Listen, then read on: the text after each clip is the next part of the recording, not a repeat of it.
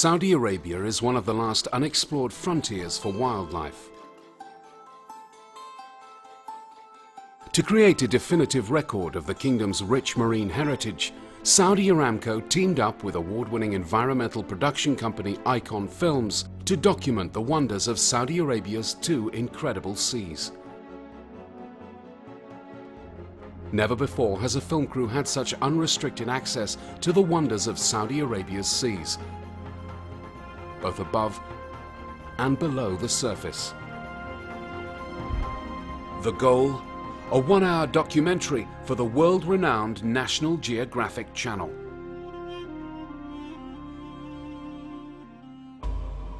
With an ambitious list of unique species and undocumented locations, the film crew encountered moments of adversity, despair, innovation, and elation. In the space of 10 months, hundreds of days were spent on locations off Saudi Arabia's east and west coasts. Thousands of kilos of specialist kit were transported for tens of thousands of miles by land, sea, and air.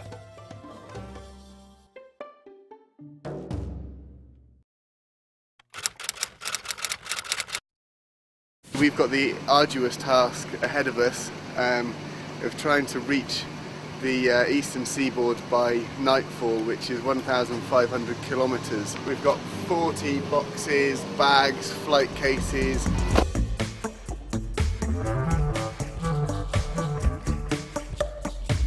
Saudi Arabia is well known for the striking beauty of its deserts. But the goal of this production was to reveal a very different kingdom: Saudi Arabia's marine wonderland. After 17 hours driving east across the kingdom, the crew reached their destination. We now have 50 bags. We picked up a few on the way through. This is just film kit. This doesn't include all of our personal bags, which are in our rooms. We've got enough that we can film underwater, we can film above, we can film birds, fish, turtles, we can film at night time, and we can do it all in the next 2 weeks. And I think we're just about ready to go. One of the privileges of wildlife filmmaking is being given access to some very special places. I didn't expect to see so many birds in such a small island. As the team discovered, Saudi Arabia is home to a globally important population of birds. The reason we're here is that there is the second largest colony of Socotra cormorants in the world. There's about 30,000 birds living on this island. Out on the nesting grounds, the temperature must be sort of 35 degrees centigrade. It has to be. Those chicks are baking hot. It's just an incredible spectacle when they come in and they're corkscrewing their way across the surface of the water. Wind and storms can whip up at a moment's notice, making filming impossible, and a flexible approach and patience essential. While filming underwater brings its own challenges. Arriving in a stormy Red Sea for a month-long shoot, award-winning cameraman Michael Pitts is looking forward to getting his feet wet again. Mike, seen here 30 years ago, is no stranger to the amazing marine life that Saudi Arabia has to offer. When I first came out to the Arabian Gulf nearly 30 years ago now, I was part of a team of divers that was responsible for the connections of the oil pipelines. Now that he's back, the first thing he has to do is test the camera underwater. We'll take the housing down to 40 metres, which is going to be our maximum operating depth with this camera housing. And even the most high-tech gear sometimes needs minor tweaks and adjustments. This is a small modification which is bought in the local market in Yanbu. Also for really fine-tuning on focus, which is critical with HD, I use the magnifying glass to make sure everything's fine. And it looks like it's going to work. The site for the deep-water camera test is the 100-year-old wreck of the British-built ship, the Iona, 10 miles off the coast of Yanbu in the Red Sea. It's the first time an international film crew have ever dived this location. A leak at this depth would be catastrophic.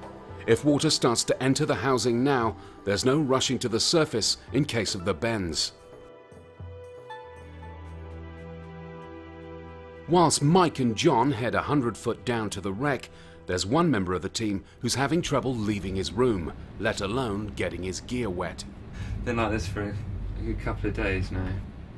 Hugh's task is to shoot a multi-angle time-lapse as the submarine world of the reef goes from day to night.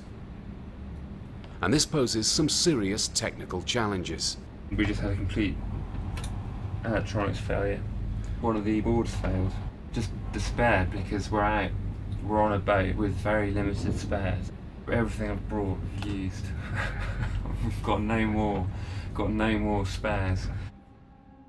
Mike and John's dive is proving more fruitful. The wreck lies on a gradient. The bow sits in around 15 meters of water and the stern at a chilling 50. After a century on the bottom, the vessel is covered in extensive coral growth, becoming a part of the reef itself, providing gullies, nooks and crannies where previously there were none. The team use well-rehearsed signals to communicate underwater. This type of work takes experience and time. Mike and John have clocked up thousands of hours underwater together. Having overcome some of his earlier technical issues, Hugh is preparing to take his cameras to the bottom of the sea. Well, this is the more normal side of the process in that it's just attaching leads to the legs of all the tripods so they remain firm on the bottom and nice and stable. The topside team deploy the photographic equipment using a simple but effective method. Once on the bottom, he starts the assembly. This shot is a really important shot because it's our link between the day and the night on the reef. With tens of meters of cable and literally kilos of batteries lying on the seabed, Hugh makes some detailed calculations about light, shutter speed and the length of shot. Now, all that's left to do is wait. Hugh's plans are ambitious. Seldom is such a complex time-lapse attempted in film. To Hugh's relief, the results are revelatory, bringing the secret nighttime world of the reef to life. Twilight in the Red Sea. Everything changes at night. Many corals come to life. Soft corals swell, polyps open.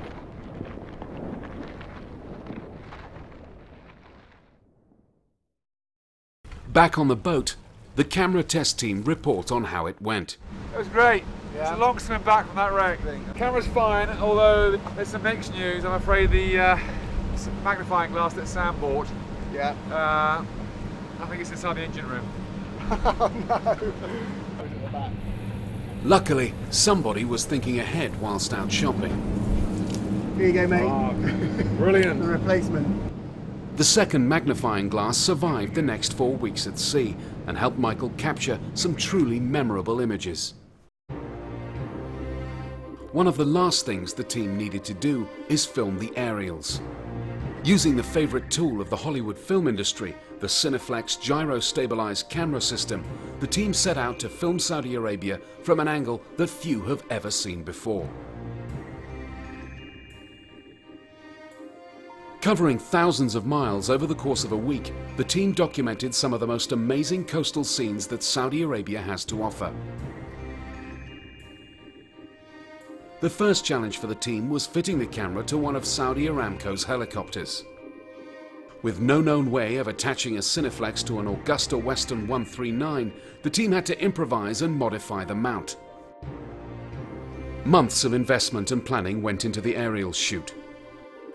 But with the necessary security clearances and the support of Saudi Aramco Aviation, the team soon realized that the sky was quite literally the limit. It simply had to work. Sometimes, though, you just don't get your break. We got zero visibility up here, guys. Sorry. Eventually, the cloud clears, and the team have a chance to shoot some amazing footage.